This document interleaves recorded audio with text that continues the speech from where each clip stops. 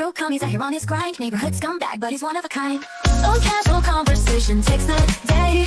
With some Afro commie, we laugh and play. Ebony Moonbeam strikes a pose so mean. Cosplay queen, she's ruling the scene. Selma shrugs, he's got no side. Just watching waves like a lazy tide. Afro commie seems a low-key wild, but he's got charm, it's his freestyle. Oh, casual conversation takes the day. With some Afro commie, we laugh and play. Ebony Moonbeam strikes a pose so mean. Cosplay queen, she's ruling the scene. Ebony Moonbeam with a wig so bright. Wielding her magic, she's a star tonight. Selma, just Jonesy still I've been having a good day today, though. Everybody having a good time. Just keeping that 9. Oh, casual conversation takes the day.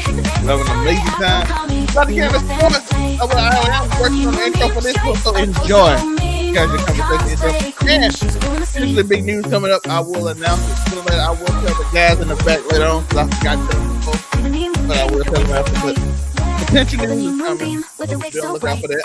I'll let y'all know in a few weeks, maybe. We'll have big news regardless of this. Just yawns, he's still unsure. This is Overall99 Sports. NFL Week 1. College Football Week 2. Canelo versus Crawford. Who you got? No casual conversation takes the day. With some Afro commie, we laugh and play. As Ebony Moonbeam strikes a pose so mean. Cause the queen, she's ruling the scene. Conversation takes the day. With some Afro commie, we laugh and play. As Ebony Moonbeam strikes a pose so mean. Cause the queen, she's ruling the scene. Ebony Moonbeam with a wig so bright. With a wig so bright. Wielding her magic, she's a star tonight. Zelme just yawns, he's still unsure. Afro commie laughs, he's got that allure. What's up, my physician boy? Laughs at me, looking cute, looking clean, looking sexy. And of course, it's Keeping 99 Sports, in which every Tuesday we talk about sports. And the topics of the week this week is week 1 of the NFL season. What do we predict? Patience or panic? Also, we have the Canelo Crawford fight that I'm going to talk about later. We also got the WNBA news, some kind of football news, as well as other situations throughout the week and what happened. And of course, we are joined with the one, the only Monray. How you doing today, Monray? Yo, it's your boy Monray Hudson. Back again for another wonderful NFL season. And did it start with a doozy? Did it start with a doozy? We got an amazing week 1 that we had.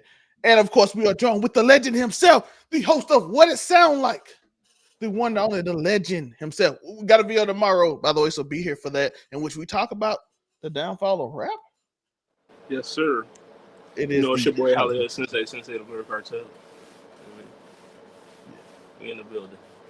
Yeah. So we got all this news today. We got a bunch of stuff to talk about. But first, we got to start off with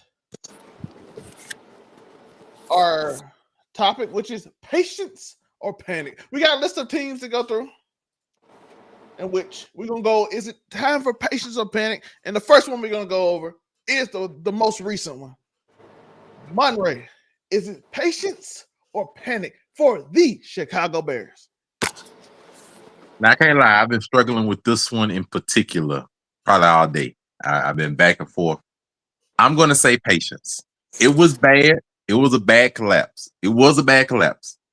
But I'm willing to give at least a little bit of leeway for a couple reasons. One, Ben Johnson, even though everybody had high hopes for him, this is his first year as a head coach. He's been an offensive coordinator the whole time. His first year head coach. So you got to give him some kind of grace to implement his own scheme, his own coaching path, his own mantra and everything on a brand new Bears team. That's one. Two, we all have high hopes for Caleb, but Caleb is learning a brand new head coach and a whole new head coaching scheme himself. So it also is going to be some growing pains into that. So I did he look good? No, in the first half, sure. In the second half, absolutely not. But it's not all on Caleb either. You have to look at the defense, unable to defend in the fourth quarter for whatever reason. So, that's not necessarily just on Ben Johnson, but it's week 1. It was bad, and we all had way higher hopes, or at least some of us did, for Caleb than just, a monumental meltdown in the fourth quarter and you missing wide open targets. But I'm gonna say it's a little early to panic only because I didn't have them, in the playoffs or nothing like that. But give it a little bit more time. Maybe by like week 2 or 3-ish. Let's see what we looking like. That is true. I also want to point out, I like a lot of what Caleb did. He showed his generational athleticism.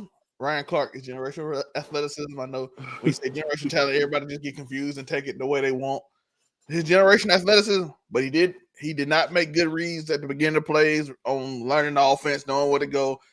The time pointing in the wrong direction for the snap, because the whole team went that way. So it appears that Caleb went the wrong way. He missed some wide open throw.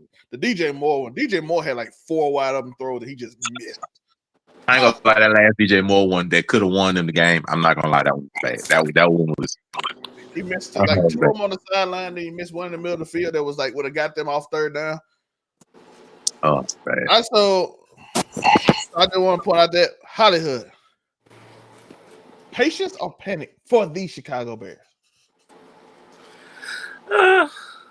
Patience. I mean, it's week 1, new coach, new offense. I mean, they did collapse crazy in the second half, but that was also a defensive thing as well. So, yeah, I'm gonna just exercise patience. You got a quarterback in his second season in the NFL with a new head coach. I mean, give him some time. So yeah, patience. Okay, next up, the game of the week that I think everybody agrees with. Patience or panic? The Baltimore Ravens Monday.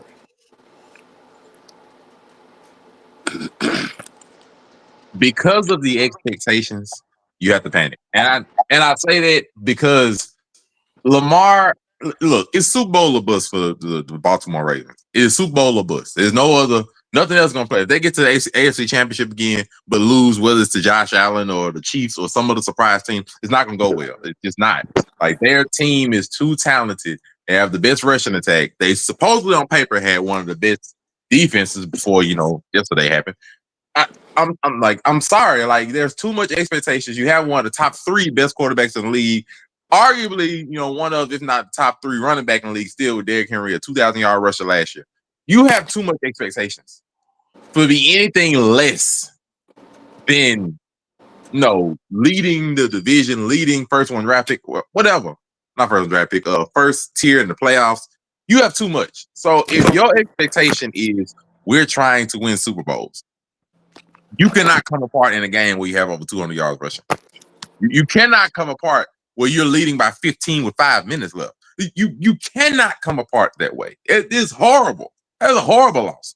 Like, especially considering the way they went out in the playoffs was roughly the same way. Like, they were able to dominate the game and then making mistakes, dominating the run game, and then just fall apart at the end. And just no. Like, you cannot do that. And this is the same Ravens that did this, the AFC Championship game where you couldn't even muster 17 points against the Kansas City Chiefs. They haven't beat the Chiefs in 4 years, mind you, since 2021. That was a regular season. Like, they have not beaten the Kansas City Chiefs in 4 years. Like, that's the point they can't even beat the Bills. Like, it's getting worse. Like, to where you're too good for these expectations to fall flat. So, because you're a Super Bowl or bust, yeah, you have to panic. Especially if you look at that secondary. How do you give up 40? Oh, God, no. Oh, it's panic time. Hollywood Sensei. Patience or panic for the Baltimore Ravens? I mean, push the red button. You know what I mean? The panic button. Because up 15, less than 5 minutes to go, you lose. In that fashion, it's nasty work. You know what I mean? 41 points to... Listen, don't get me wrong. Josh Allen, I feel like in that game, he showed why he was the MVP. Like, I mean, regardless if you want to say last year Lamar had a better year than him, which he did. But, that's a conversation for another topic. You know what I mean? But Josh Allen showed why he was the MVP. But I'm hitting the panic button only because this is like now becoming a recurring theme with Baltimore. When they got a big lead late in the game, they somehow fumble it away and lose it. You know what I mean? We know they can make it to the playoffs, but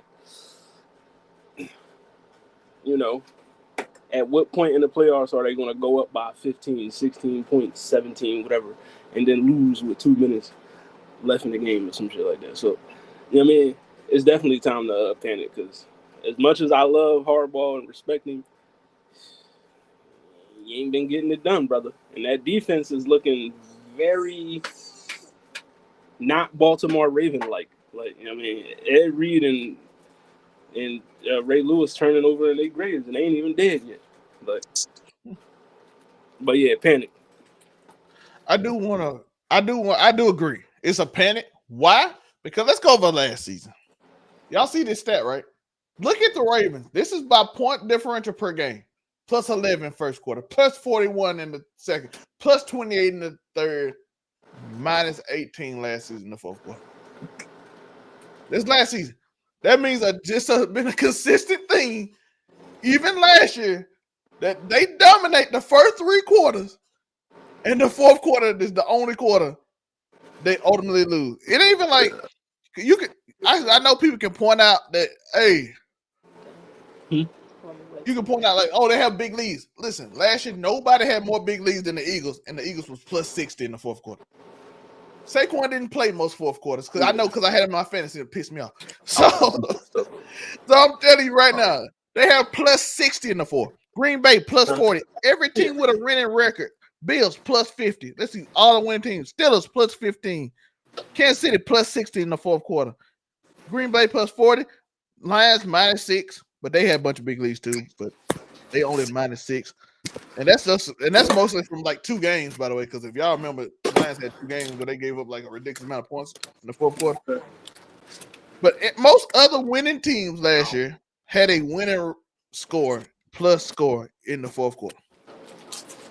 I'm just gonna say, if people don't realize already, this season go with the fears of the Ravens doing the same thing in the playoffs and going out ugly, Harbaugh might be coaching a new team.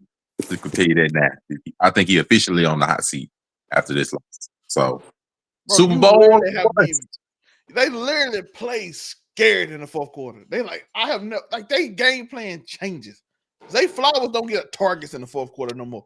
I don't know what it be, but I would panic, not because it's a regular season. We don't care about that. Lamar Jackson and Josh Allen past that. Patrick Mahomes been past that. Those quarterbacks, we ain't worried about them. And the top 3 we ain't worried about. Number 4, Joe Burrow, we a little worried about because I don't know what be going on with that team. Their defense is horrible. But I say it's time to panic. Up next, the Bengals. 7 targets between T. Higgins and Jamar Chase. They won by 1 point. They had 7 net yards in the second half. 7 total net yards in the second half. One mostly because the Cleveland Browns kicker missed so many field goals and an extra point. They missed an extra point and all kind of field goals. Only reason they won that game. So the defense played well against a team I don't know who the weapons are. Jerry Jeudy. Jerry Jeudy, and that's it. Dylan Sampson. And the defense, the Cleveland Brown defensive line is amazing, no doubt. But I say panic because it was the Browns, and if that offensive line let people like Myles Garrett hit Joe Burrow the way like that, Joe Burrow might not have a long season, and that's why I'm panicking. Even though I don't think the offense is going to struggle. But if he get hits like that Myles Garrett hit, they will be in trouble. Monterey, patience or panic for the Cincinnati Bengals? Surprisingly patience, because this is fully what I expected from the Cincinnati Bengals in week 1. Did I expect them to win? Yes. Did I expect it to be pretty? Absolutely not. Because they do not have a good history against the Cleveland Browns. I think they're like 1-8, 2-8, something like that. Like they're not good against the Browns. Really, the Bengals struggle in their own division against their own division team. So it's not surprising. Myles Garrett and their defensive line was gonna run rampant. Of course, they offensive line struggles anyway. I'm not surprised that any of this happened. Plus, they play bad in week 1. We all know it. They play better in week 2, but this is what is expected of them. So none of this surprised me. the fact they got a win is good for their team. The fact that you can get a win in severely ugly ways with Joe Burrow running for his life half the game, and you can get a win that way is good. Your defense playing well is good. And, the offense, it typically takes, 2 games to really get started. I feel like they'll be okay. Not fine, not making playoffs automatically. I just say they'll be okay. So, just have patience. My problem with their spot going to be because the Chargers and Steelers look a lot better than I thought they would. And TJ Watt versus that defensive line. And Quinyon, we're going to talk about that later. Quinyon Johnson can catch the ball now. They told me he switched powers with CeeDee Lamb. They told me Quinyon Johnson switched powers with CeeDee Lamb because Quinyon Johnson dropped all kind of bad last year. He caught everything. He pulled a Space Jam on CD. He pulled a Space Jam on him. So he switched power. Hollywood. Patience or panic? Because the Bengals was my Super Bowl pick, I'm panicking. You know what I mean? Yeah. Even though I know historically since Joe Burrow has been there, they haven't really played well against the Browns.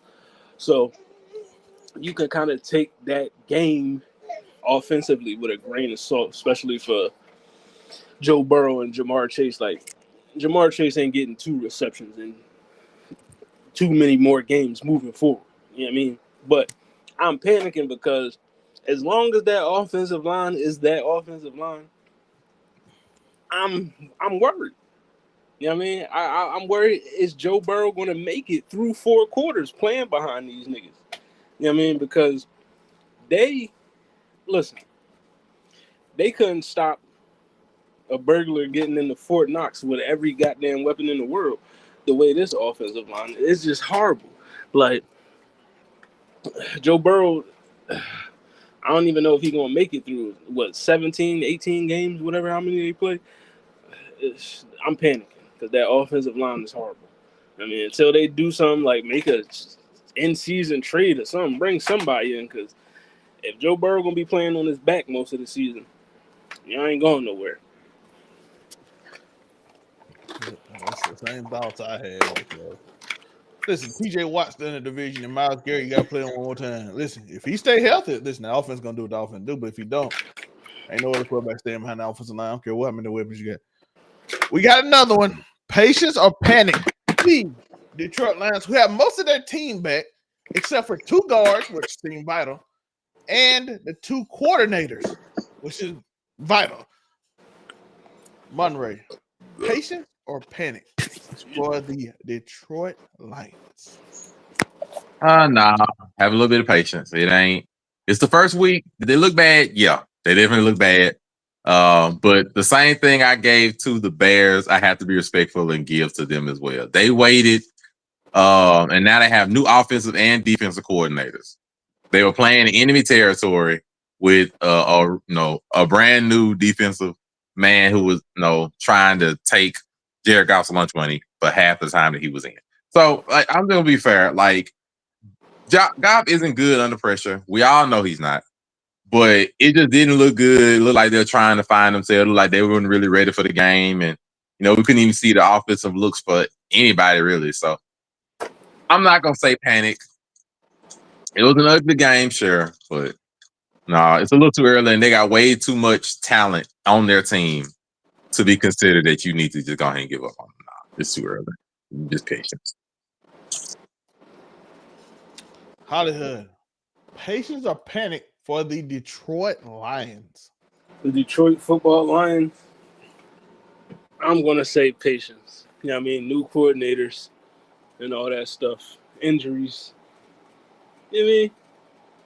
And plus, they was playing against a divisional opponent.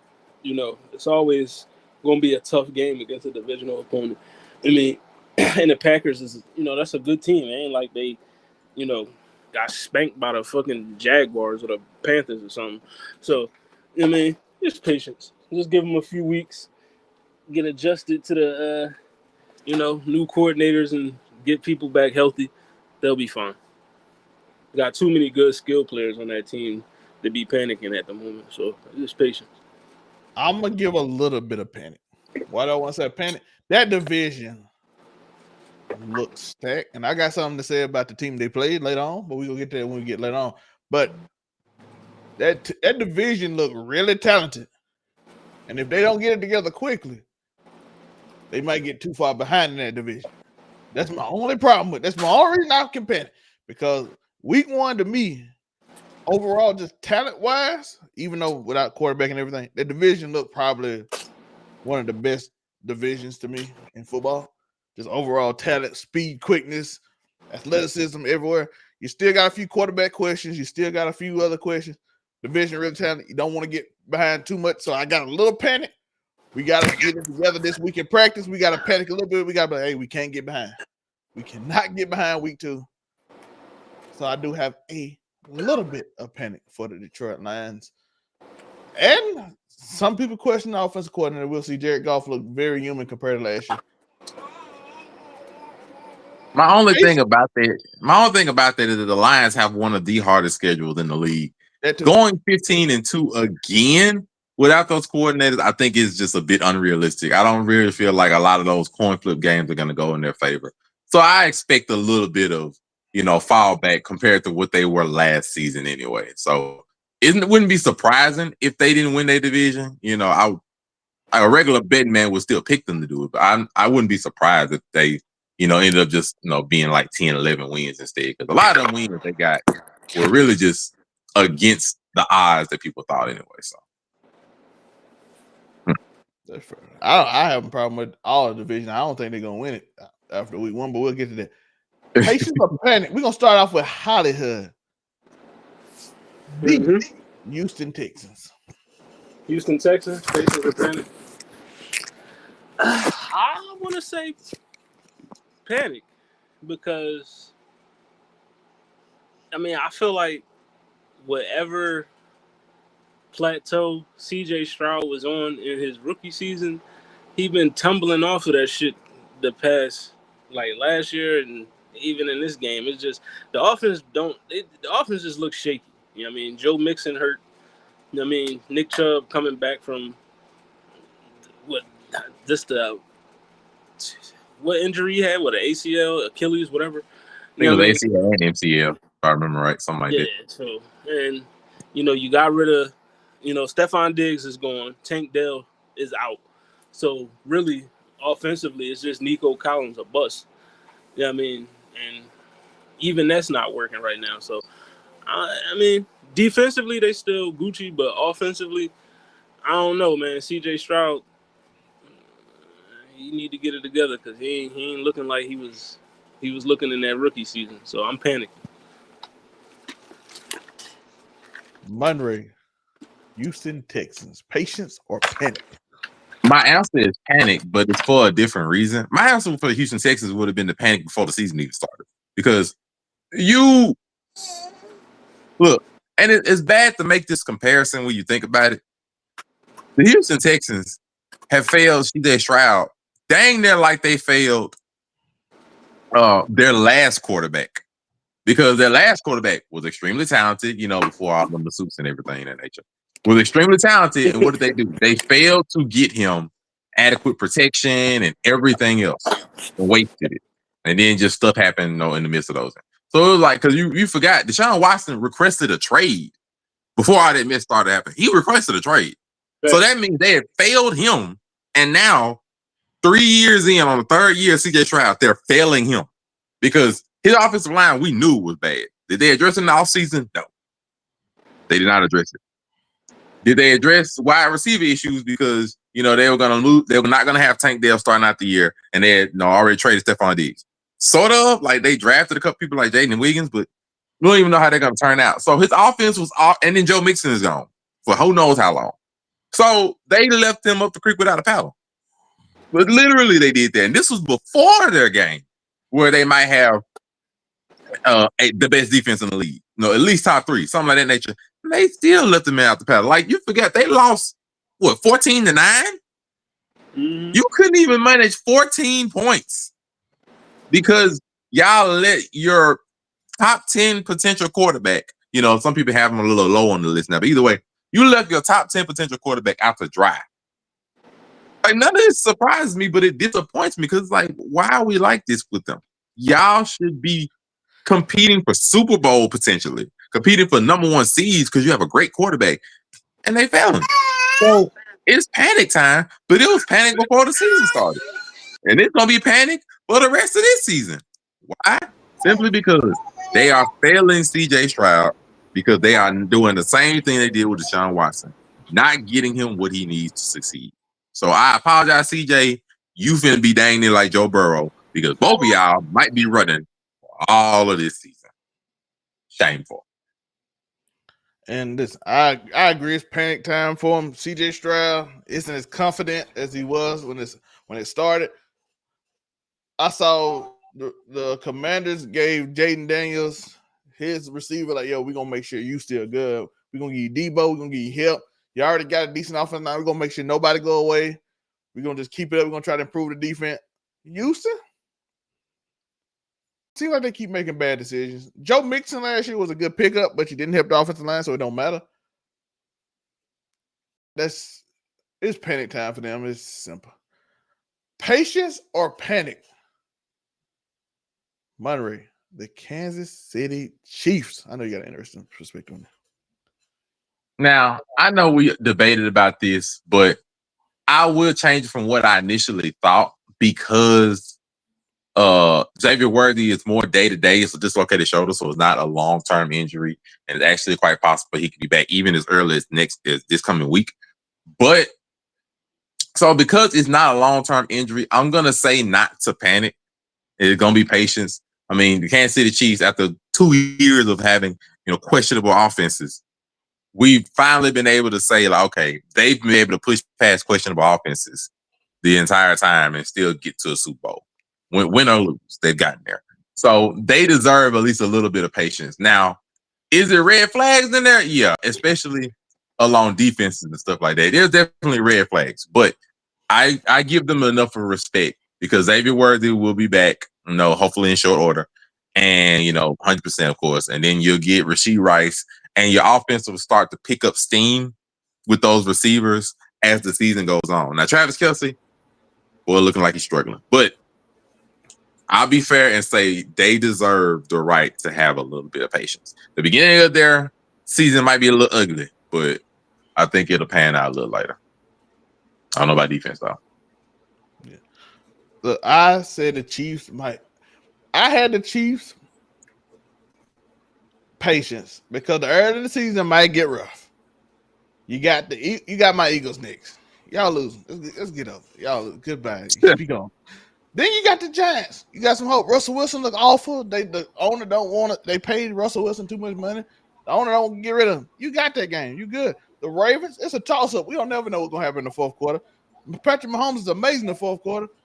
The Ravens suck in the fourth quarter. You got a chance. Then you got the Jaguars. Listen, y'all saw Trevor Lawrence play. We don't believe in them. Then you got the Lions. We see how weird they look, so you got a chance.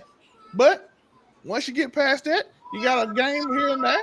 And then the end of your schedule get kind of easy. You just got to overcome some opponents from your division, and then you got a chance to win.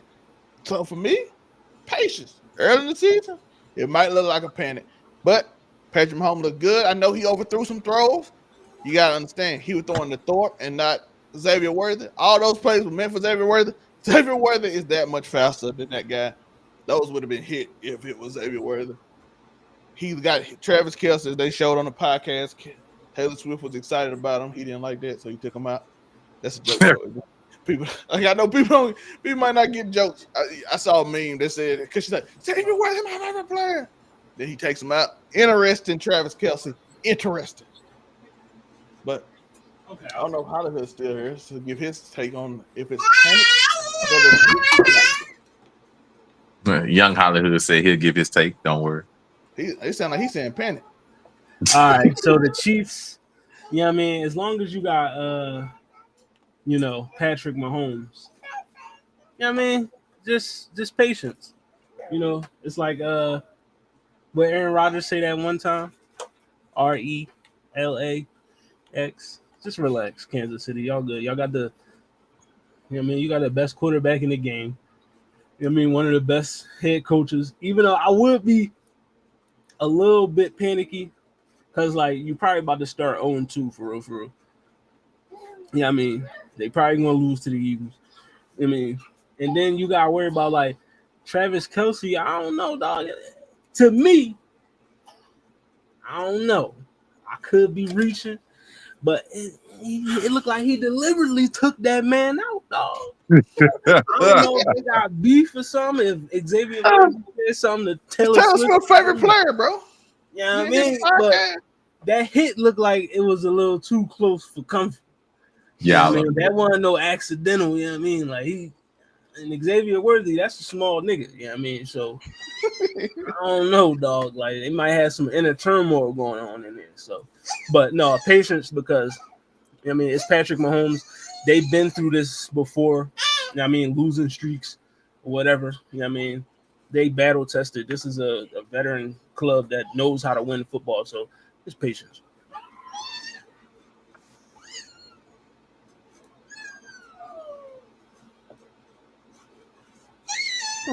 I'm gonna show it to you. I don't really want to show y'all to play, but I'm gonna show you this anyway. So let's go. We're gonna show y'all the meme we talking about because it looks very interesting. I became like a person who was running through the halls of my house screaming, "We drafted Xavier Worthy!" And my friends are like, who body snatched you? This is I'm so sorry. You know what I mean? I did question that love, but I might have to stop questioning that man taking people out. That was He said, "Yo, when we go on this crossing route, I'm taking this nigga out." You know what I mean? He asked for that play to be called. Hey, can we run that play real quick? Like Travis, you fucked me over though because I started Xavier Worthy and that nigga was going first drive of the game. Just ruined like 3 of my fantasy teams this weekend. So appreciate you, brother. Man, say he had to do what he had to do. No, next up, patience or panic. Dolphins panic. Panic, run, panic. You might need to set the building on fire and try to get insurance right now. That's how much you should be paying. You need to try to get your money back. I don't know what's going on in Miami. That team should be full panic. Your star player is talking crazy. He got his estranged wife saying he beat her, and like you got a whole bunch. Your coach, they calling your team soft, and they look like they can't hit. You traded all your good players away. Tua look like he ain't been the same since them concussions. Dolphins should be the number 1 team in the whole league to panic because that team they the worst looking team of the week. They were the worst looking team of the week. By far, it wasn't even close. It wasn't even a debate because every other game for me felt like it was close. They was there. It was a good game, except that game. I felt like Miami had no chance to win that game, and they didn't even play one of the best teams. It just felt like they had no chance to win. Panic, Hollywood, do the Dolphins panic. Yeah, I mean, definitely panic. Tua just, you know what I mean? I don't know, man. He just ain't been the same since, taking them concussions, obviously. It's just a bad loss. You know what I mean? You lose to the Colts, number 1. You know what I mean?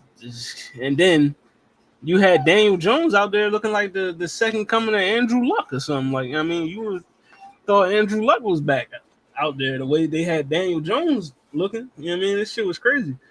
Yeah, I'm definitely panicking because if you look like that against Indianapolis, a team that's probably not even going to sniff the playoffs, then they play Daniel Jones like Michael Vick mixed with Peyton Manning. You know what I mean? Who knows what they're going to look like against teams that's actually going to be in the playoffs?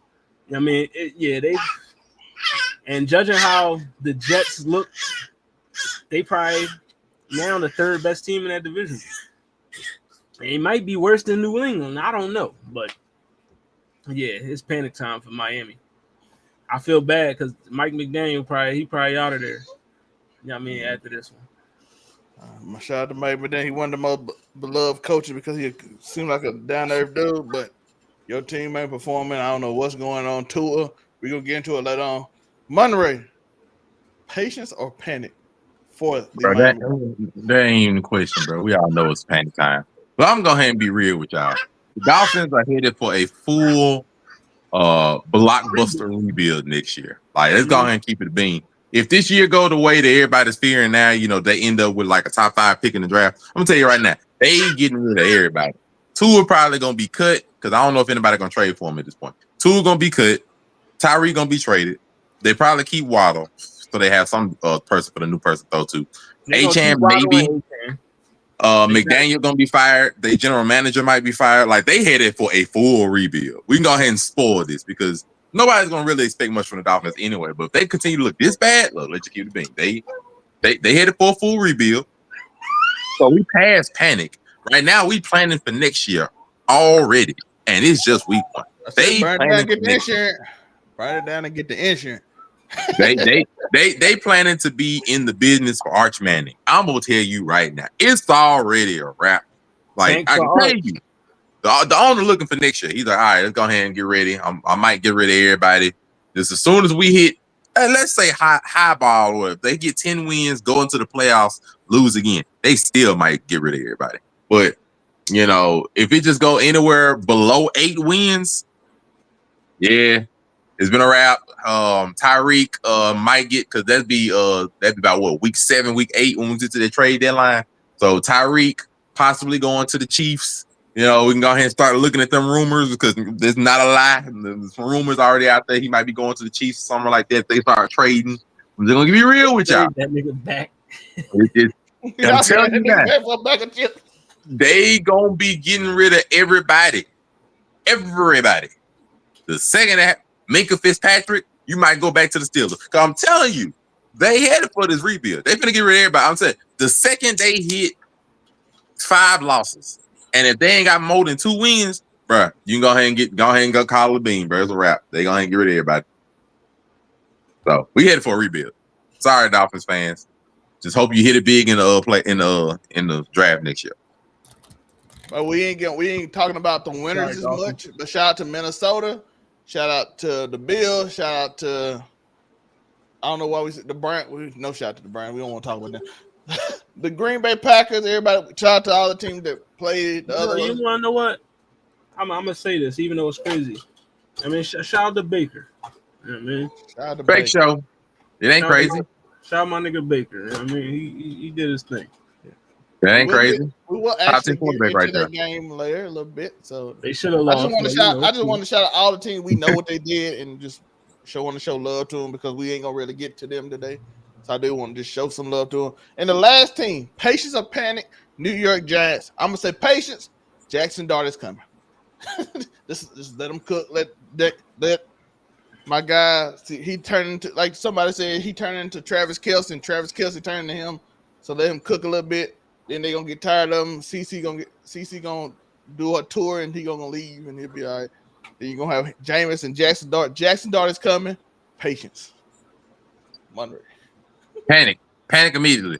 Panic. It's over with, bro. Any hopes y'all had of getting into any playoffs or whatever, it's done. Go ahead and unless Jackson Dart come in and he be the next Patrick Mahomes, you're done. They have, I think, the hardest schedule in the league, or at least top 4. So they have a brutal schedule. Malik Neighbors is already upset. He already mad. You do not like that for your star wide receiver. That's one. And so you looking at that, you're supposed to have a really good defensive front, but you can't muster more than 6 points on offense. Russ, I hope not, but that first game he looked kind of washed. And the fact that he looking kind of washed, and your owner is like, nah, we going with Russ. Especially because they paid him a good chunk of money. That ain't looking good because Dallas is desperate to get a win after last week, and they had 10 days of rest, or they will have had 10 days of rest. Look, panic, do whatever you got to do to get Jackson Dart on the field. Hopefully, I don't want him to necessarily come in like a rough time. If you can wait like 2 or 3, a few more games to come up in an easier game, sure. But look, panic either way because Dayball might be gone. General manager might be gone. Everybody might be gone. Panic immediately. How the hell are you panicking if you're the New York Giants? The Giants. I'm a panic only because no matter who they put in there at quarterback, they can't score. Like, it doesn't matter. You know what I mean? Like, yeah, Jackson Dart is there, but that don't mean the shit. You know what I mean? All right, they scored 6 with Russ. You put in Jackson Dart. What, they going to get 9? You know what I mean? Maybe 12. Like, the offensive line is ass. You know what I mean? They can't run the football. You know what I mean? You know, panic. Like, the play calling, that the Giants is just, you know what I mean? Like, you know, they just horrible. Like, Eli Manning, he saved them niggas for real, for real. Like, y'all got Eli looking real good out here the way y'all been ever since he left, because this shit is ridiculous. You know what I mean? He didn't get the Hall of Fame jacket, so he like everybody gonna get the Hall of Fame jacket. I'm panicking for them New York Giants niggas, because look how they look and look how Justin Fields and the Jets look. You know what I mean? They look like that. They look like that. Yeah, so panic. So you said look at it. By the way, Abdul Carter, I don't know you a dog, but I don't know why you try to block. Like, you try to block a 3-pointer when I went through the ball. I was so confused. I'm like, hit him. What? I don't know. Did y'all see He that? knew. He knew. I see that, John. He knew. I'm like, He it's knew. not basketball, bro. Let him make it. He knew. He knew. Let him make Like, it. you could have sacked him, my boy. He hesitated. He gave you the sack. He was scared. I don't know what you were doing. But there's all the panic or patient topics. We got a few more smaller topics. We got a quick topic here. Lamar versus Josh. Who is number 2 and who is the MVP? Listen, I'm gonna start. Listen, Josh Allen has separated himself so far, just by a little bit. But the fourth quarter, we talked about it earlier. I don't want to go too much in on the Ravens itself. Lamar played amazing, but the play calling is hurting Lamar Jackson and keeping him from number 2. It's John Harbaugh's play calling in the fourth quarter, because Lamar cooks. All of a sudden, they just run the ball the whole fourth quarter, and then they start losing, and then they call some really conservative screens and everything. They don't even throw the ball down the field no more. I don't know, until it's like 3rd and long. I don't know what's going on with the offense. So by default, Josh Allen is him in the league right now, because Patrick Mahomes him in the playoffs, but regular season, MVP race, everything, Josh Allen is by far him. He looked like he got a little competition. We're gonna talk about that later. But Josh Allen right now, Hollywood. Who is the number 2 overall? Even though I did say in the beginning, Josh proved why he was the MVP last year, I'm still taking Lamar over him every time. Like, you know what I mean? It's just Lamar, he could get it. He's a playmaker. He get it done. You know what I mean? You're right. The play calling is ass in the fourth quarter. And this defense is just horrible. They can't stop anything. I mean, can't stop a nosebleed out there. But I'm still taking Lamar. You know what I mean? I feel like you could put Lamar anywhere and they're going to go crazy. It don't matter. Put Lamar on the Bills without, you know what I mean? He don't need Derrick Henry or none of them. He's still going to get it done. You know what I mean? So I got Lamar. Monray. Lamar versus Josh. Who you got the number 2 quarterback in the league, but the best regular season quarterback, because Patrick Mahomes ain't going to have that because he don't care no more about that. I don't think it's a discussion anymore. I think it's clearly Josh Allen. I don't even think it's a discussion. I'm be real. Like, the reason I say that is because we've seen steady progression from Josh Allen, you know, skill-wise, everything growing. He's progressed to be able to at least try to get to Mahomes, you know, because let's keep it being. Keon Coleman, Khalil Shakir, and James Cook ain't scaring nobody. They just not. Like, so he mostly gets a pass because we don't look at his team as anything that's going to compete with Patrick Mahomes and the Chiefs. We look at Lamar and know his team can compete with it. And we've seen that they just unable to. Whether it was, you know, regular season last year, whether it was the AFC Championship the year before. Like, it's a combination of everything. So right now, because I haven't seen Lamar grow necessarily towards Mahomes, and I've seen Allen do that combined with, you know, the recent bouts of, you know, at least they've gotten closer, and then He's beaten him in the playoffs. He's beaten him in the regular season. He has a lesser team, and he's still able to put it together. And I mean, I even look at last year. Last year, Ravens, you had your chance to beat Patrick Mahomes and show that we've gotten some growth and able to. And y'all waited till the fourth quarter to be one toe ahead of the line like Kevin Durant and lose the game. Versus what was the Chiefs' only loss last year, except for Week 18 when they didn't play nobody. The only loss was Josh Allen, who's shown that he's been able to beat Patrick Mahomes at least in the regular season, and that's with a lesser team. So I'm just like, in comparison to the great one that I'm trying to get to, one person has gotten some metric better. Head to head, recently, this man has shown that he's gotten better. He got a lesser team. I don't think it's a comparison anymore. I think right now, clearly Josh is ahead of him. Until, like, Lamar will have his opportunity to show that, that's not necessarily true when they play the Chiefs in about 3 weeks. He'll have his chance to show that, hey, it's not necessarily as clean cut as the recent media is showing. But for me right now, I think it's clearly Josh Allen. Let us know y'all thoughts. Who is the good number 2? We feeling like it's Josh Allen for the most part, for different reasons. Like I said, the play calling makes in the fourth quarter makes Lamar look mundane because Lamar was ahead and then gave Josh Allen a bunch of chances. But let us know y'all thoughts. Who is number 2? Because we can't put nobody ahead because he's won more championships than all of them combined. So they're not close to being beat. Like all 3 of them, you can't put them number 1. I know we saw earlier where everybody saying they were number 1 over Patrick Mahomes. That's just propaganda for TV, just so they can have. You could combine all 3 of them together, and it would be 3 MVPs and 1 Super Bowl appearance. They still wouldn't touch it. So no, they're not even close to being Patrick Mahomes. He got 3 Super Bowl MVP. Y'all don't have a Super Bowl appearance. It's 1 Super Bowl appearance. No, we're not doing it. Next up, most impressive game for me this week: the Steelers versus the Jets. The reason I didn't mention them early because I was going to talk about it here. Listen, I was shocked, pure shocked by 2 teams.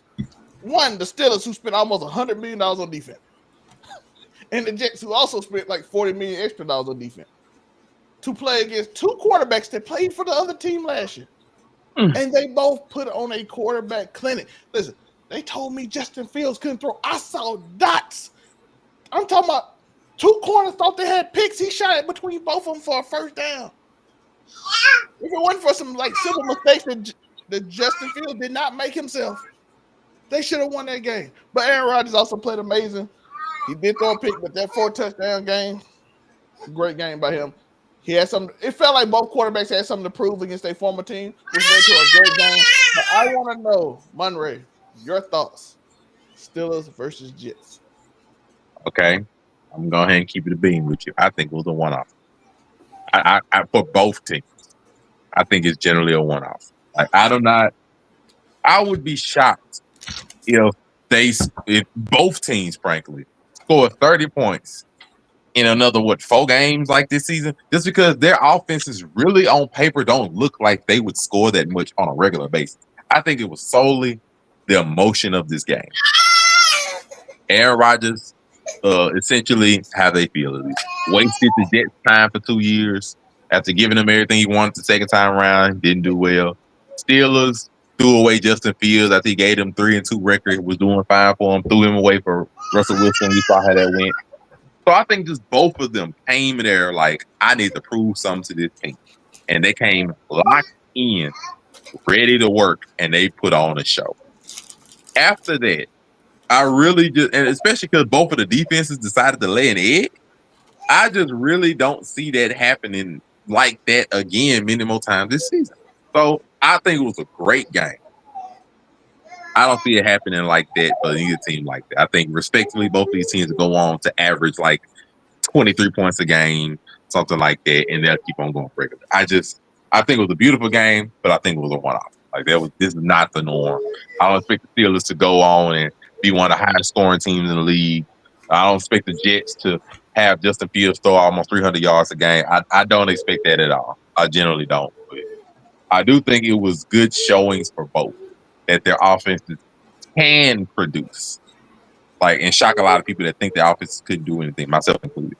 But I just don't think it being a norm that they're going to do like this. But I do think it was good.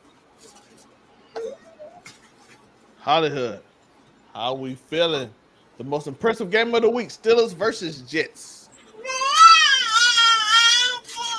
I mean, yeah, I could agree with that. Besides, obviously, Bills, Ravens. You know what I mean? But you wasn't expecting any of this offensive explosion. I wasn't expecting this game to be a combined 66 points they combined for. You know what I mean? So, I thought it was going to be like a 20-17 type of. You know what I mean? They was going to be running the football mostly. You know what I mean? But hey, I like what I saw from Pittsburgh. You know what I mean? If they could score the ball like that and move the ball like that, I don't know. They might get their first playoff win in 10 years? It's been a decade. You know what I mean? If Aaron Rodgers, I don't know if he can consistently keep that up because he is old. He is an old Aaron Rodgers right now. This isn't the old Aaron Rodgers. You know what I mean? So, but yeah, I am impressed though. You know what I mean? I am impressed. I just feel like obviously the Steelers, the defense is going to come back to normal. You know what I mean? They're not going to give up too many 30-point outings. You know what I mean? But yeah, this was the most impressive game besides Bills Ravens. Yeah. Shout out to Boswell for that 60-yarder for you. Say they skin. Woo! Winner or loser, Dallas without Micah or Packers with Micah? I'm going to say this. Packers are like the best team in the NFL to me. I love every aspect of every part of their game. Their defensive line was dominant. Their secondary was really good. Their linebackers played well. Their offensive line is really good. Josh Jacobs is a beast. Their receivers showed up without their best receiver, and their quarterback looked legit. That's the one team I saw the whole week that I was like, I can't point out the weakness to that team. Rashawn Gary and Michael Parsons destroyed. Like I said, linebackers. I couldn't find a single weakness to the team. They beat a very good Lions team from last year. Don't know how they're going to be this year, but they look like the most impressive team of the whole weekend to me, from top to bottom, from quarterback to everything. It's like they have a all-pro in every position. At every stance of the field. I was very impressed with them. Dallas looked really good on offense. They still have some weaknesses on defense to me, but Dallas looked really good as well.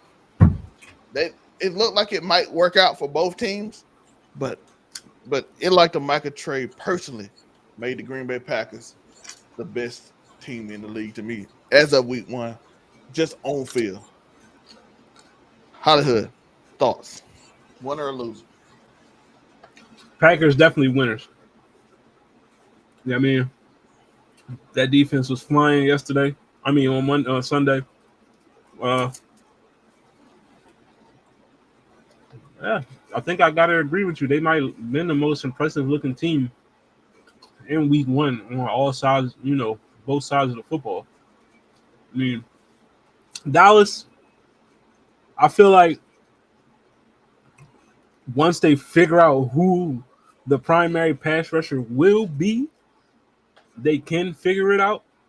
But, I do like what I saw offensively. I feel like Javonte Williams might, he might have a little bounce back year behind that offensive line. You know what I mean? But I would say the winners is definitely the Packers, though. You know what I mean? They look great. You know what I mean? They completely just blanketed Detroit, and Jordan Love ain't even have a crazy game like that. You know what I mean? So, nor did Josh Jacobs. I mean, so once they put it all together, yeah, this team could be scary.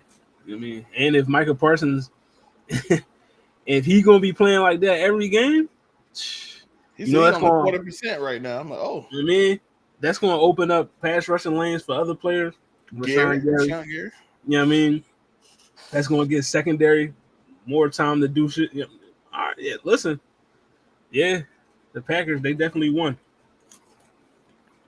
Monterey. Nah, I may sound like a party pooper. I'm not going that far on the Packers. I'm not just saying that because of week one. I'm mainly saying that because and this is up until now, ever since that beautiful playoff run that got Jordan Love paid, I've not been impressed by Jordan Love. Like, I haven't seen that guy necessarily. Now, to be fair, they haven't really needed it. But last year, you had to pay attention. They lost to, the both Vikings games. They both lost both Lions games. They lost to One premier of both of playoff those games teams. he didn't play in though, and one of each Yeah, one of those. One of them but they joints. lost to premier playoff teams. So luckily, yesterday they didn't really need him to do anything. Michael Parsons and defense just destroyed Jared Goff and the offensive line, and he didn't do well on the personal stuff. So we see that. And I like Michael Parsons on the team. I think he makes them definitely better. I don't know if I'm willing to go so far as say they're the best team in the league. I think they had the most impressive win yesterday, definitely. But say they're the best team, I don't want to go that far because I don't know if Love can be that guy that's going to get you 3 straight wins through the playoffs, on your back. Because we even with somebody as good as Saquon Barkley throughout the playoffs last year, the Eagles still needed Hurts to step up, when they decided to shut down Jacobs. So my main thing I want to see, which we'll see over the next few weeks, if they shut down Josh Jacobs, can you step up and be that guy? Or are you still looking like a second-year quarterback? Are you still looking like a step behind your peers? Or are you going to be able to be that guy that, okay, they a Super Bowl contender legitimately? So that's what I'm waiting for. I don't think it was a very impressive game. I think they're winning. As far as the Cowboys, look, the Cowboys just want to win. We ain't even talking about them winning the trade. They just want to win at this point. And like they praying that they beat the Giants, and then we can go from there. So it's just, they got to see what them 2 draft picks, which I really feel like they could have got more than that, gonna pan out for. But I think the Eagles offered them a lot more. But they weren't gonna trade to the Eagles, and they did right. If they'd have traded them to the Eagles, but the whole league would have shat on. So they did right not to trade them to the Eagles. They did right. Darius Smith though, we did get Tank Bigsby and Darius Smith this week. Why do we need him? But okay, I like it. I'm gonna see. Like I said, I just gotta see. Are y'all gonna be? Can Jordan Love be that guy? And I don't know if Jordan Love can be that guy. That's my thing. If he can be that guy, cool. But I have yet to see that. A fair point. By the way, I do want to point out Brett Favre won the Super Bowl with Green Bay when he was 27. Aaron Rodgers won his one Super Bowl when he was 27. Jordan Love just turned 27. By the way, the same year they turned 27, Packers got Reggie White, and then they got somebody Charles Woodson when Aaron Rodgers turned 27. So, and this year they got Michael Parsons. So they always go get a defensive player when the player turns 27. They always win the Super Bowl. That is interesting to note. That is a thing to keep your mind on later in the season. Don't mean it's gonna happen, but it is something to keep your mind on. My Super Bowl pick was Packers Bengals. I can't remember what mine was, to be honest. I know I had the Packers somewhere high up there, but I can't remember who I had. Of course, I picked my Eagles. Might have been Ravens Packers, but Ravens, I don't know at this point. But we gotta have a Debbie Downer because we gotta start being on this conversation. Is it time to retire Olave and Tua? Olave for a different reason because they throw him the most hospital balls I've ever seen in my life. That man get hurt every time you get a chance to play because they throw it right to him, and then somebody's gonna knock him out, and that's it. And Tua, y'all know about Tua's history. So Monterey, time to retire Olave and Tua, or Olave or Tua, however you want. Look, I say this, barring Tua get hurt, and I hope he don't get hurt, nothing of that nature. If the Dolphins don't do good this year, like you don't make the playoffs, and they get rid of you, I wouldn't be against you hanging up. Especially if you're gonna look this bad the rest of the year. Yeah, you're gonna. I would say if you look this bad the rest of the year, you might want to hang it up anyway.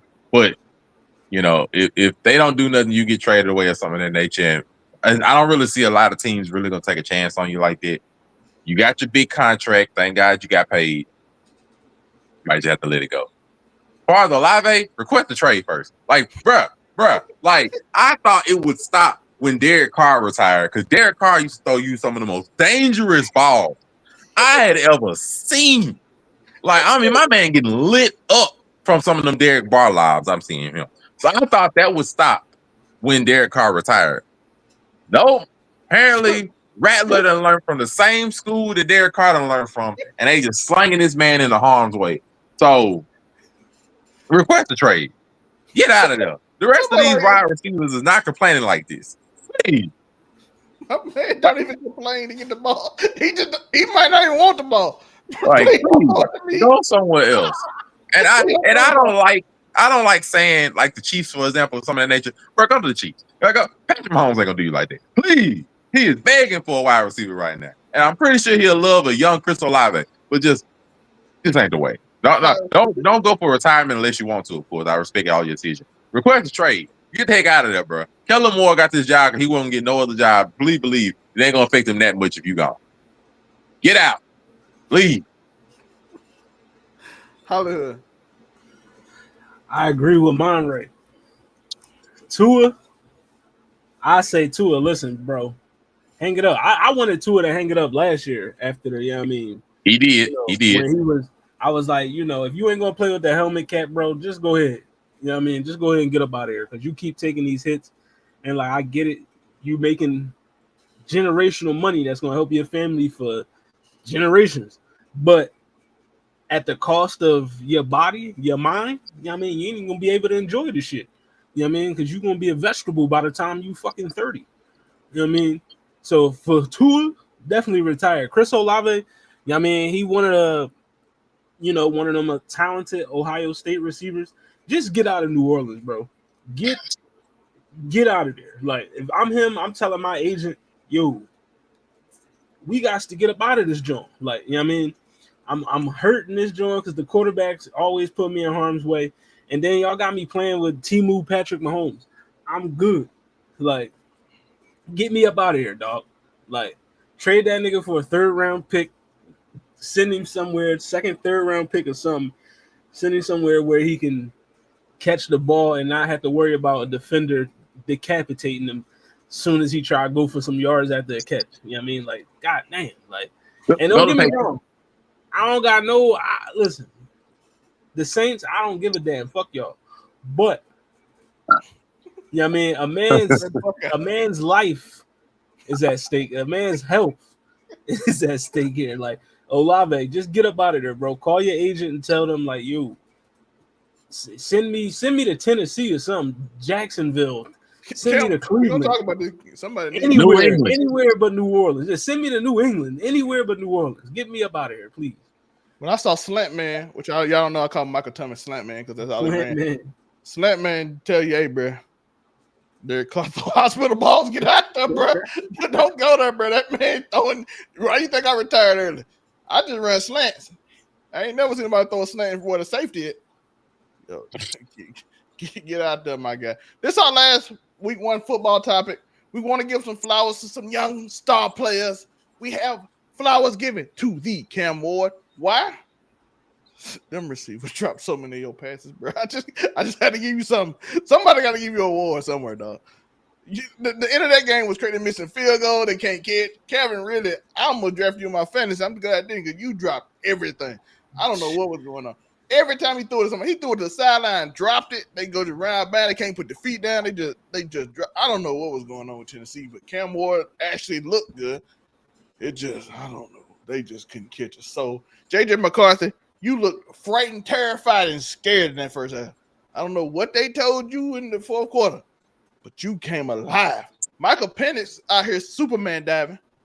I don't even know how he got my respect. He has my respect, doggone it. I don't even know how he's lead. I ain't never seen him 4th game. Mind you, that's Penix's 4th game. Now, Penix is a little older than most rookie and 2nd-year quarterbacks. That's his 4th game. My man got respect from me. My man out here doing Superman, Michael Jordan, Space Jam. Who don't got respect from me? Who? You know what I mean? We'll get to that. You know what I mean? We'll get to that. But Penix definitely got my respect. That's my quarterback right there. I mean, I'm about to be on my TO, about to start crying. I mean, that's my quarterback. My man did a Michael Jordan Space Jam lean to get that touchdown. You know what I mean? I got to respect. They showed me how far he started leaning from. I said, ain't no way he got there. I got to respect Penix. I got to respect Penix. I'm sorry. Like, I have to respect him in that game. Like, I like what I see. I really think that he's going to be good for that culture, like showing that toughness, that grit, that willingness to try to go the extra mile. Then it's going to go a long way towards, like, getting the people of Atlanta charged and be behind them. Michael Vick, ish type vibes, and like they trying to get him like that. I like it when quarterback I'm happy when I see him finish. I think the culture and the people are gonna really get behind him, especially if he keeps showing well. Because this is his 4th game. It's his 2nd year, quote unquote. It's his 4th game. He look good. So if he keep ascending like this, oh yeah. Because God knows it's gonna be him and the Buccaneers, and that's it. Because Lord knows the Saints and the Panthers. I'm sorry, it's gonna be a rough few years for y'all at this rate. But yeah. And Michael Penn did the smartest thing. Hey, listen, Bijan Robinson out there in the flat somewhere. Check down. Check down. Throw it to Bijan.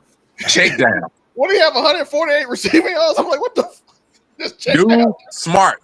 Check down. Bijan Robinson over there somewhere to throw it to. Just throw there it you to go. Robinson. I'm saying, when in doubt, hey, he down there somewhere. He over there somewhere. Throw it to him. He's somewhere in the check down. But and also Daniel Jones. Listen, I don't. It might be the Dolphins because they made you look like Peyton Manning mixed with Michael Vick, or you just stepped up and was upset and you played a hell of a game. It might be the same situation as the Steelers and Jets where you just had something to prove. It also they also dedicated their game to their owner as well. So lots of things around that game. Lots of things around the game. But these are the flowers that I saw people wanted to give flowers to.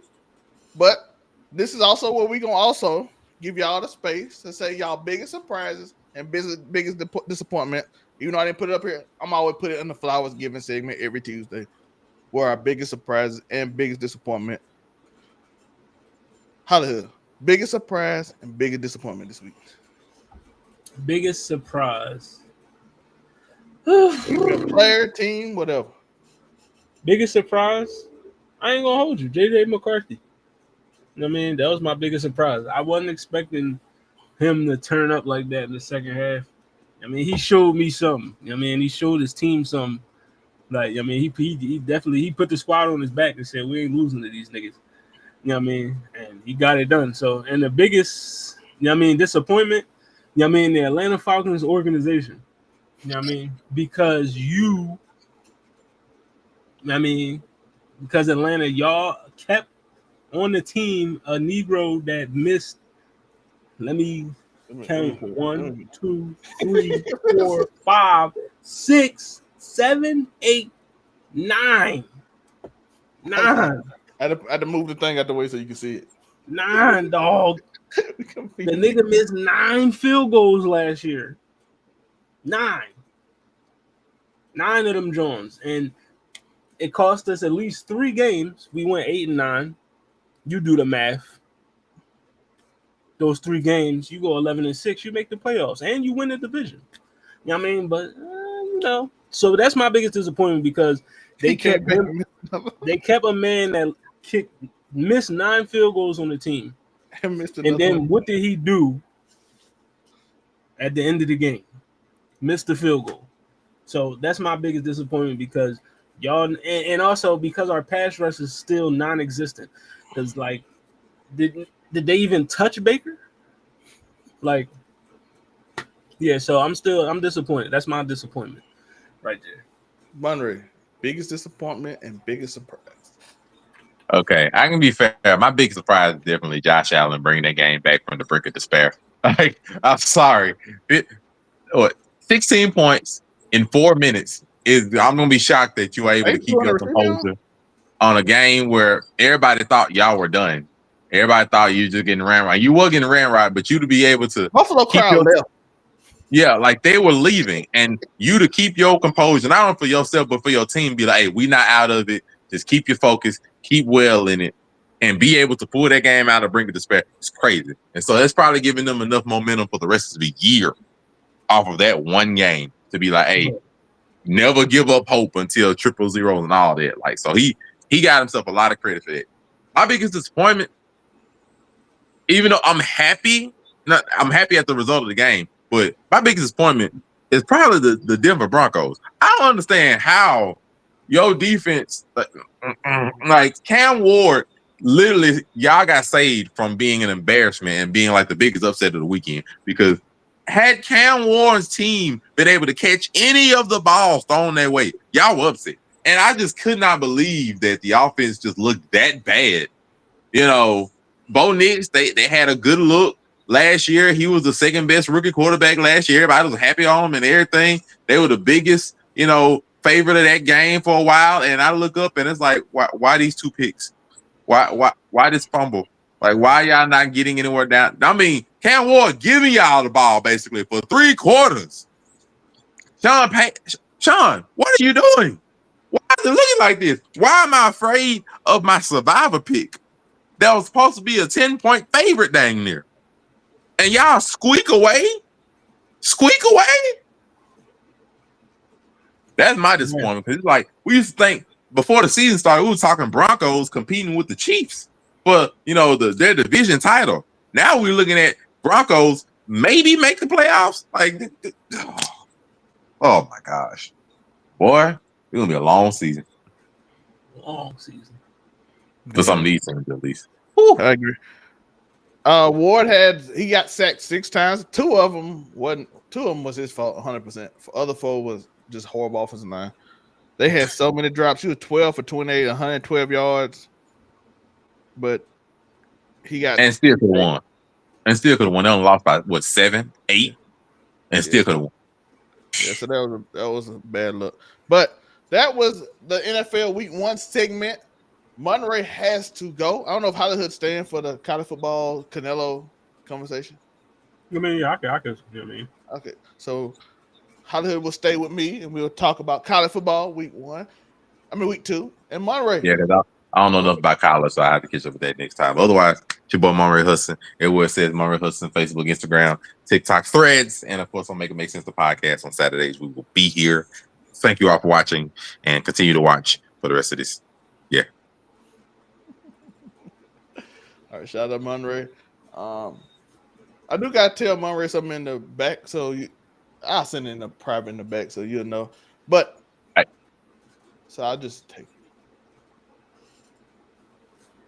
So we do it. It's me and Hollywood talking about Week 2 of college football. Let me send this message to. Well, he gone, so I'm gonna just send him a group chat. But we are joined with the Unico Williams, fresh off work. So shout out to him. But we are in college football season. And it's perfect that he came up because it's Week 2 of college football. And a surprising team has entered the top 25. Indiana beat Kennesaw State 56-9. Impressive first week win. Unico, tell them, give everybody a shout out. And how do you feel about Indiana being actually a great team this year? First of all, man, everybody need to stop using Kennesaw State as like the gold standard for fodder. That's what they're being right now. Secondly, man, before I say anything about anything else, I sped all the way home, risking being black and driving fast to sing the praises of Daniel Jones and lift his name high to the heavens. But yeah, other than that, shout out to Daniel. Huh? No, I was saying shout out to Daniel. Oh, okay. I put so much acting into that. I thought you said I couldn't hear you. But look, so all right, great, IU. Good for y'all. I'm glad that you guys are developing a program. I'm glad that the basketball program is allowing for y'all to use some of that money to get recruits. So I'm happy about that. I mean, IU is doing what they're supposed to be doing. But this is such a loaded but big conference. It is surprising to see IU. They've been on an uptick the last couple of years anyway. IU always comes in spurts, if you will. I mean, you can even take it back to not Hines Ward, but back in they stay having really good teams, and they just get beat up on by Ohio State and Michigan a lot. But man, shout out to IU for being kind of consistent, and it might be kind of scary going down the line. Shout out to you, Nico. Show some love. If there's anything else about Week 2, I just want to say that Arch Manning is probably hurt, but it looked like it. I think he labored on a lot of throws. And that could be the fault of Ohio State. I'm not sure. That defense is tremendous, but Arch Manning looks kind of hurt. But that's where I'm at. That's my surprises for week 2, I guess, or if there's anything worth mentioning. I'm following your lead now. I'm caught up. Okay. But we also had some few other games y'all saw. Texas, as Unico just brought up, San Jose State, they played 38-7. Texas Tech 62-14 over Kent State. Illinois beats a Duke team we thought was a lot better, 45-19. Iowa State survives Iowa 16-13.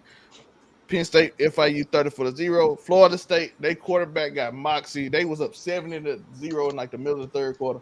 That was insane. Even though they just played East Texas A&M, which is interesting. Texas A&M 44-22 over Utah State. Georgia beats Austin PA 28-6, which was confusing. Somehow Grambling ended up in Ohio. I don't know how they got up here. I'm like, that's not your home, sir. How'd you get up here? I need to look at these stats from this University of North Carolina versus Charlotte. Let's see what they did any better. Unico looking it up. Tennessee beat East Tennessee State 72-17. Ole Miss beat Kentucky in a competitive game 30-23. Probably one of the best games of the weekend. Well, besides, of course, the game that we're going to talk about in a minute. Oregon beat Oklahoma State in probably the most impressive game, 69-3. Missouri beats Kansas 42-31. Clemson struggles with Troy. I don't know what's going on with Dabo. South Florida beats Florida in the upset, 18-16. South Carolina beats South Carolina State 38-10. Utah beats Cal Poly 63-9. Miami beats some school that I ain't never heard of in my life 45-3. Auburn beats Ball State 42-3. Louisiana LSU beats Louisiana Tech 23-7. Oklahoma in a great game. Bryce Underwood got to find some receivers. They lose to Oklahoma 24-13. And Alabama players said they were pissed off and won 73-0 over Louisiana Monroe. Anything week 2, Unico has already stated. Arch Manning looks hurt. It wasn't many great games outside the South Florida, and of course the Michigan Oklahoma game. Anything stood out to y'all this week? I ain't gonna spend much time on it. But I do have an update on that Chapel Bill team. Chapel Bill. First and foremost, a nigga named Demon June should not only have 9 carries. Okay. He had 9 carries for 52 yards.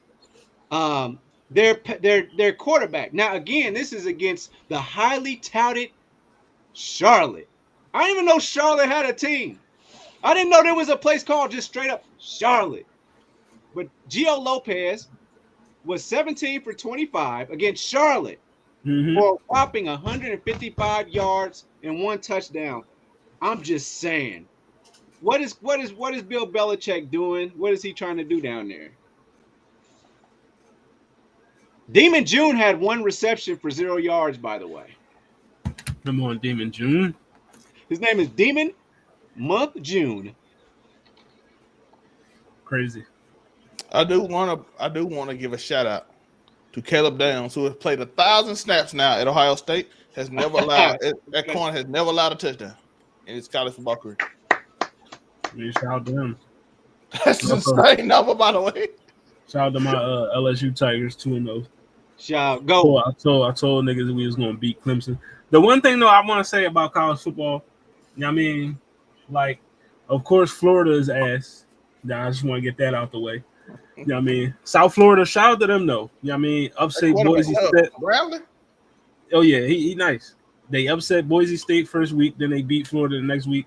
I mean, I like that team. They good. Florida though, I think they next 3-4 opponents is ranked, and they going to LSU this Saturday night. So you know they about to lose. You know what I mean? So, but the one thing I want to say about this week 2, I don't really like college football earlier in the season because me, as a person that plays NCAA, I'm on NCAA 26. When I do my scheduling, I don't be fucking playing against Austin P and, you know what I mean, and Charlotte and fucking BCU, whoever the fuck that is. Like, I don't even know who that is. I ain't never heard that kind of my life. Yeah, I mean, why is Grambling And shout out to Grambling. You know what I mean? Well, they at Ohio State. They probably got a nice check. But come on, dog. Don't nobody want to see Grambling versus Ohio State. You know what I mean? Because we know this shit going to be 70-0 like it was. Like, you know what I mean? Like, I'm just tired of seeing these smaller schools getting their ass kicked by these big schools for a check. Like, you know what I mean? They were Play somebody. unapologetic about it. Ohio State was even unapologetic about it. Right. Ran up the score. You know what I mean? Like, I just want to see players. I just want to see teams play their competition. Like, play equal competition. You know what I mean? You can get more money that way, matching the legit schools up with the legit schools. You know what I mean? That's all I want. I have a question for you. You might get Florida, South Florida, and DJ Lagway to look rested and you get beaten and nobody considers you no more. Definitely. You brought up Austin Peay, and they held Georgia number 6 to 28 points. Was that a just get the hell out of here game, or it might have been? Why didn't they run it up like Ohio State? Because if Georgia was just like, man, I'm here so we don't get fined, kind of thing. What are we doing? That's exactly what it was. I think Georgia played well week 1, so I don't think they was. Florida State says 77-3. That's against East Texas. That's what we do. Florida State quarterback is insane. I love him. He is absolutely insane. That man said Nick Saban ain't coming to save y'all. Everybody like, who is this kid coming? And then proceeded to destroy Alabama. And I told y'all Nick Saban ain't coming to save y'all. Caleb DeBoer? Who? Caleb DeBoer, he's out of there no matter what they do this season. I saw somebody say if they win the lottery, and they ask a group of people in Tuscaloosa if they win the lottery, what's the first thing they're doing? They're like, we paying Caleb DeBoer $70 million to get out of here. I said, you gonna spend $70 million on your billion to pay this man to go? Yes. Alabama fans are unforgiving this year. And I was seeing shades of it last year, but this year is exceptionally. I tell people, y'all don't understand how insane Alabama and Auburn fans are. They are different. Death threats may actually be a thing this year. Like that's how crazy it is. I seen them poison trees, animals. They do this shit. But that's week 2. Ain't nothing much going on. Next week we'll have a lot more to talk about week 2. But we do got something to talk about. The Indiana Fever in women's basketball, WNBA this time. Fever makes the playoffs. Chicago Sky does not. Angel Reese, this is the team, gets suspended for half, takes Chi-Town Barbie out of her bio today. I love that happened today because it's on the thing. He's getting traded. Let's go.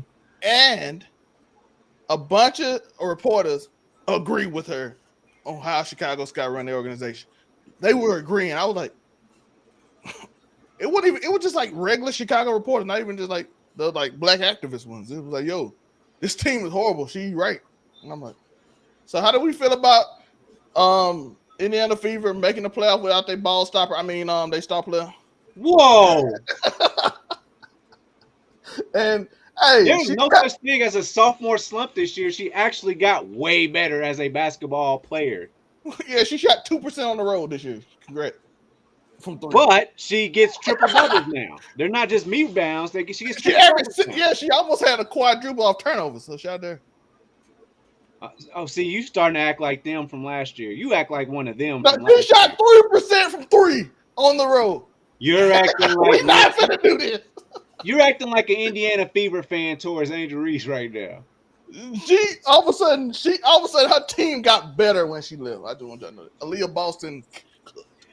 By the way, I think Caitlin Clark a great player. I'm mostly joking, but at the same time, we can't hype her up. But Aaliyah Boston good. I know on the internet now we have to tell people when we joking because they'll take us in. Somebody be real mad and start calling me the N-word in the chat. You know how to do.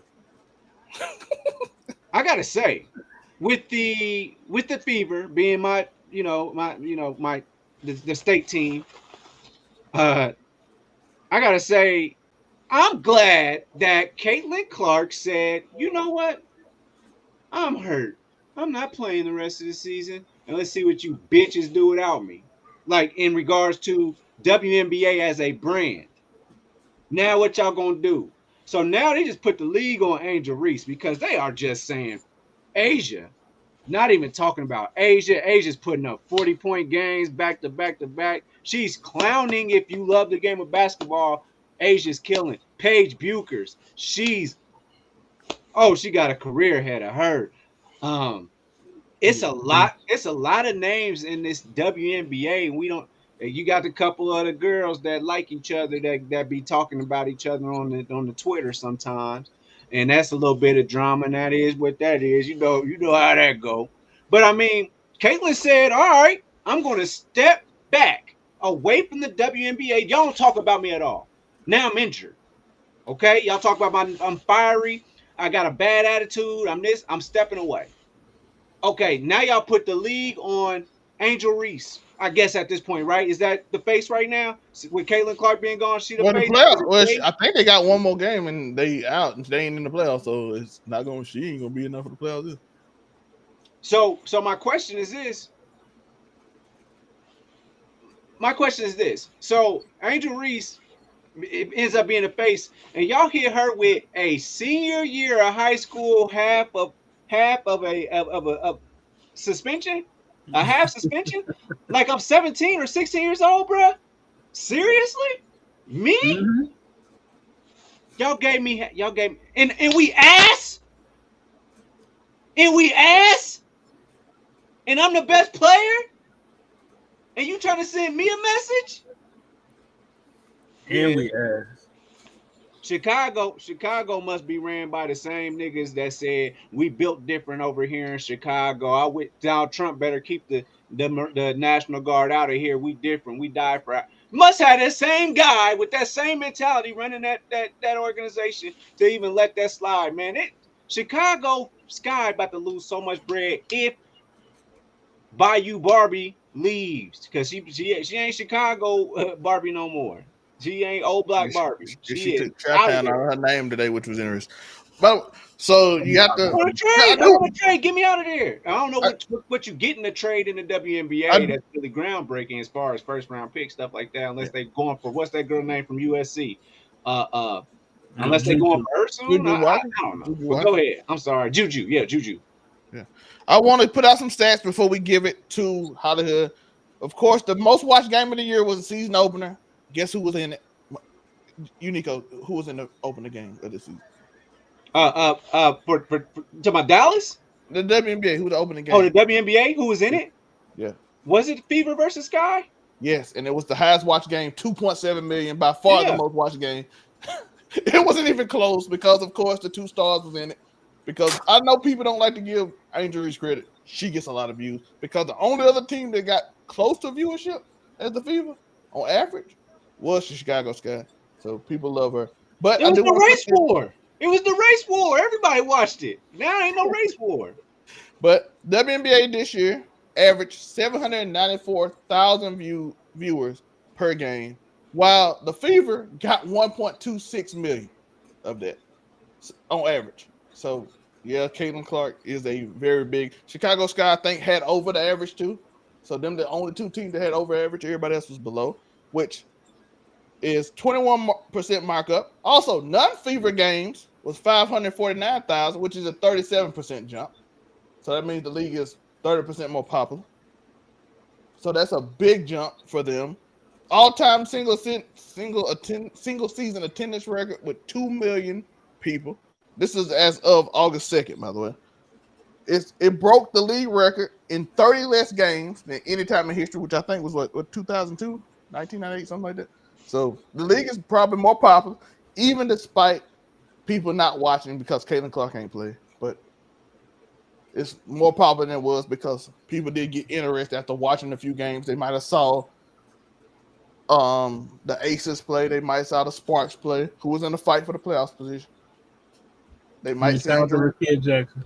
Aces, Sparks, Liberty, Dallas. Don't nobody give a damn about the Mystics.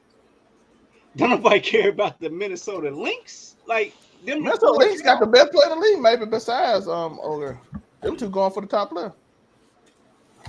So shout out to Maya Moore for doing a Jordan meme with 12 rings on her finger, which was insane. Shout out to that. And what about Ionescu out there with the Liberty? They ain't giving her really no Ionescu. I love her. Love her game. Aces got a squad. The Sparks got names. Atlanta Dream. Who knows who's on that team? Yeah, so That is our WNBA news. But y'all got anything else? Holler on the WNBA. Yeah, I mean, I don't think I can. as far as like the Fever making the playoffs, congrats to them. Yeah, I mean, I said I knew last year that they was gonna make the playoffs. You know what I mean? Because it's like, as a person that does watch the WNBA, you gotta look at like the trajectory of like, say, look at the Los Angeles Aces, how number one pick Asia Wilson, then you had the number one pick Jackie Young. You got two number one picks on the same team. Next thing you know, you building the championship. You know what I mean? Aaliyah Boston, Caitlin Clark. You know, couple that with Kelsey Mitchell, who was probably one of the most underrated players in the league, probably a legit top 5 scorer in the league. You know what I mean? Like, Indiana is nice. You know what I mean? And if Caitlin was healthy, I don't know, dog. They might have been in the finals, for real. As far as Chicago goes, Chicago has just always been a bad organization. You know what I mean? That's the same organization after they won the championship. You let go of Kalia Copper and Candace Parker after you win the championship. And they did do that. Chicago somewhere. Like, you know what I mean? So that organization is just stupid. You know what I mean? So I'm praying that they get Camila Cardoso, Angel Reese, and Haley Van Lith. Get all 3 of them up out of there. You know what I mean? Because until Chicago get different ownership, they always gonna be ass. You know what I mean? And also, shout out to Asia Wilson. She probably about to win another MVP. You know what I mean? I think she sold that up. I think she got that thing sold up after that last game. You know what I mean? And don't get me wrong, Fee been playing good all year, but she did get injured. You know what I mean? She got hurt for a good stretch, so that allowed Asia to come back. And you know what I mean? So, but yeah, I'm excited for the WNBA playoffs, though. I can't wait. I like the fact that Collier had lead her team in like almost every category. Right. Asian dudes too, so them two are amazing players. I know I saw a lot of people asking who Maya Moore was. If you don't understand, you don't know that woman right there. Yeah, Maya Moore, Maya Moore, she might be the GOAT. She came in the league, won a championship rookie year. Yeah, look back. Like, oh, we're gonna win. If you want to say her early, got pregnant and retired early. That's the only reason y'all don't know who he is. Right. Yeah, but Maya Moore, man, that's a legend right there. I know I saw a lot of new out of fans UConn. like, who is this woman? Out of UConn, so she's already a winner. She won every year she was in UConn, I think. Yeah, she won every year she was in UConn. 12 rings, dog. don't she had that Jordan meme and they had both. She had to have both fingers for it. So she did the Bill Russell. But last topic: Canelo versus Crawford this weekend. The last of the dying breeds, because I don't know what's going on with Shakir Stevenson. Like I said, pillow hands. This is the only name out here suing people and crying on ESPN, so we can't claim him. I ain't never lost a fight. No, we saw you get whooped by the crazy crackhead who ran down the road in his underwear and talking about the world is in it. So he beat y'all. And he racist, so we don't talk about him either. We had Shakir almost got beat by some dudes I don't know twice. So I don't know what's going on. And Tank, he just fighting Jake Paul now. So this is it. This is the end of boxing. So let's enjoy this last fight this weekend. Who y'all got? Who you got? Listen, man. I love Bud Crawford. That's my guy. But in the history of boxing, it has always been the great big man beats the great little man every time. You know what I mean? That's just how it goes in boxing. You know what I mean? Crawford, great boxer, hell of a puncher. You know what I mean? He got a chance, but because you know what I mean, he had to move up to a weight that Canelo's already comfortable at. You know what I mean? I gotta go with Canelo. You know what I mean? Probably, you know what I mean? I want to say unanimous decision. You know what I mean? He probably get him like 115, 113, 116, 112. You know what I mean? But I got Canelo. You know what I mean? It's because, like I said, the great big man always beats the great little man. You know what I mean? Every time. So I got Canelo. Unico, who do you got? Canelo or Crawford? Listen, I'm going Canelo because if it's not Mayweather on the card as the main draw, I gotta go with the essays, bro.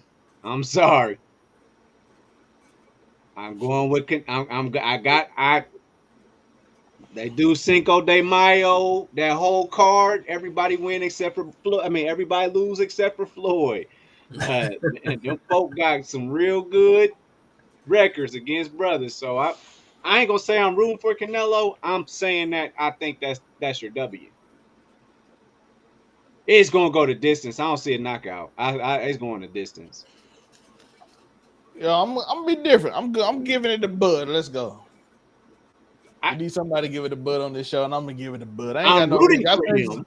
I think it's gonna be a close fight. I think it's gonna be a great fight, but I think Bud might catch him one because I don't know if Canelo seen somebody that quick in a while. So I think he might catch him in one in the late round.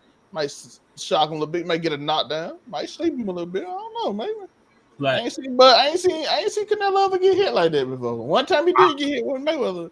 Let's see. I seen Bud get hit a few times stunned. I ain't never really seen. About a long time ago. It's a while back. Canelo got stung a little bit, but he said the hardest punch he ever took was from James Kirkland. Mm. And you know that nigga used to hit hard. James Kirkland, no. So I'm gonna go with Crawford. I'm gonna go with the. I don't know if this will be an upset because they both like ridiculously.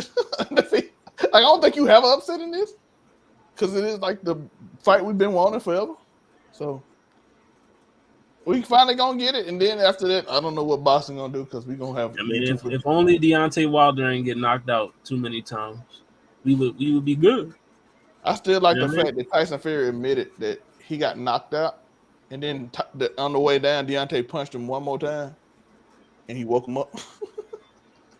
So let's see how life changed. Usyk would probably beat all of them because he run through all the time. Yeah, but that'll be a little later. Till this day, but that's the show. Of course, I'm joined with Hollywood Sensei. Where can they find you? I mean, you can find your boy Hollywood Sensei, all social media platforms. Hollywood Sensei 215. Also, you can catch me every Tuesday on the What It Sound Like podcast. Also, Thursdays. Brand new podcast, the podcast about everything and nothing. You can catch me on that, John. And also you can catch me, on the Keep It 99. I might be here. I'm gonna pop in every once in a while. Every time they request your boy, and I'm here tomorrow as well. We got some music to talk about. So, holla at your boy. We got some music to talk about, and of course, the legend himself, the one, the only, fresh off work, still got the padding on. It's Unico Williams. Yo, what's good, everybody? It's your boy Unico Williams. So happy that I can make it back here to join this episode, man. You already know this my channel too. Keep It 99. But also, man, y'all know the deal. Go to Unico Williams, UNIQO Williams. That's where we got plenty movie reviews for y'all. We shows out because everything is exactly what it's supposed to be. And with that being said, we making our My Player this Friday. Baller Friday. I got the NBA 2K, got it on 2K day. I bought it myself, so my relationship status is I'm by myself. Also we got some Madden for you. We got Metal Gear Solid Delta. It's a lot of games we got to play, but I'm a working man, so it's hard for me to get there. And of course we got Make It Make Sense. And anytime that these gentlemen let me in there in the Blurred Cartel, man, I'm gonna pull up. Clock it. And of course, you can find me here at Keep It 99. You can find me at the Overall99 Sports channel. I know some of y'all over there. You can also find me at Casual Conversation on Thursday. Tomorrow, here at Keep It 99. You can find me and Hollywood breaking down why is everybody telling me rap is off, even though I just seen one of the coolest performances ever with Bodies by Offset and JID. That was an amazing performance. Like That's what we used to. I saw that from that's what we used to get on 106 and Park. Used to get fired like that. So we're gonna break it down on why Joe Budden and everybody else talking about music not the same without Drake, even though Drake has consistently dropped. But I think Joe Budden said it in a way that made me want to talk about it. So me and Unico me and Hollywood will talk about tomorrow in a Zell Theory. So be here for that. And of course, like I said, Thursday Casual Conversation. Great combo on that.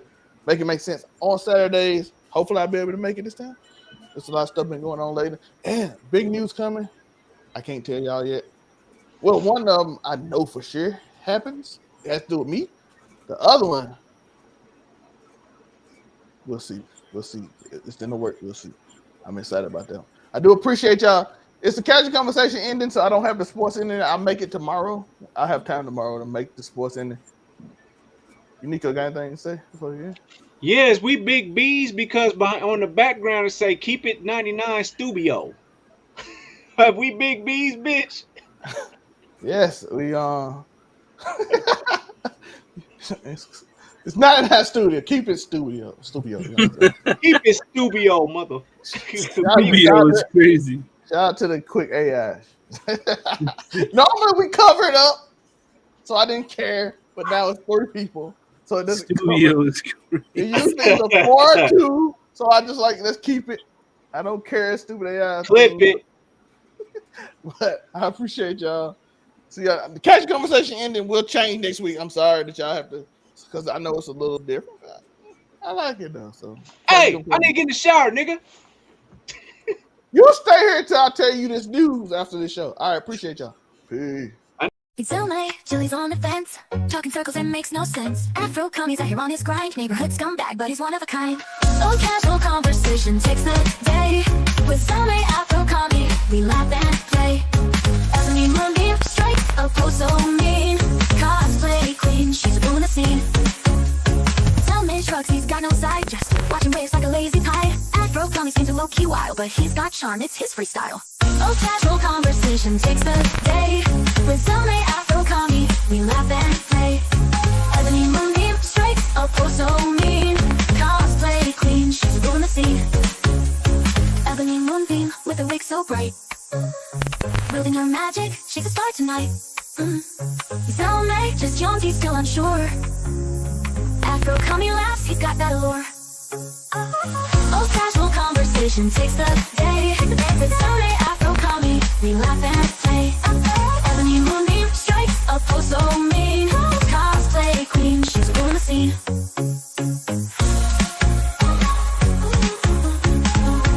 Ebony Moonbeam with her wig so bright.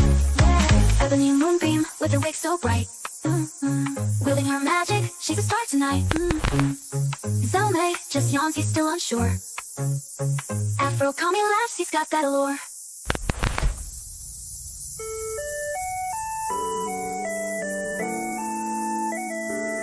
Oh, casual conversation takes the day. With Salme Afro commie, we laugh and play. Ebony Moonbeam strikes a pose so mean. Cause the queen, she's ruling the scene. Conversation takes the day. With Salme Afro commie, we laugh and play. Ebony Moonbeam strikes a pose so mean. Cause the queen, she's ruling the scene. Ebony Moonbeam with her wig so bright. With her wig so bright. Wielding her magic, she's a star tonight. Salme just yawns, he's still unsure. Afro commie laughs, he's got that allure.